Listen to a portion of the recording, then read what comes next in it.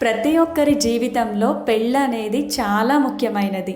వేద మంత్రాల సాక్షిగా బాజా భజంత్రీల నడుమ జరిగే ఈ పెళ్ళి ఎంతో అద్భుతంగా ఉంటుంది కదా! ఈ పెళ్లి పీటల మీద కూర్చునే ముందు చాలా కార్యక్రమాలైతే ఉన్నాయి. పెళ్లి కూతుర్ని చేసే ముందు మనకి మంగళ స్నానం చేయిస్తారు. నన్నైతే పొద్దున్నే లేపేశారు. నాకు అస్సలు లేవాలనిపించలేదు. ఎందుకంటే మంగళ స్నానం ఉంది అన్నారు. మా ఇంట్లో అయితే జరిగిన ఫస్ట్ పెళ్ళి ఇది. టైం అయితే లేదండి. ఫాస్ట్‌గా చేయాల్సొచ్చింది. ఎక్కువ టైం అయితే మాకు ముహూర్తానికి లేదు.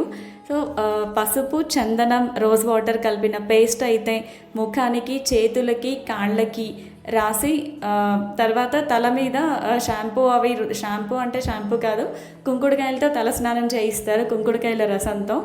వాటర్‌లో కొన్ని గులాబీ రేకులు, ఇంకా మనకు కావాల్సిన సెంటెడ్ పువ్వులు ఏవైతే ఉంటాయో ఆ ఫ్లవర్స్‌తో అంతా నింపేసి ఆ వాటర్‌తో మనకి తలస్నానం చేయిస్తారు.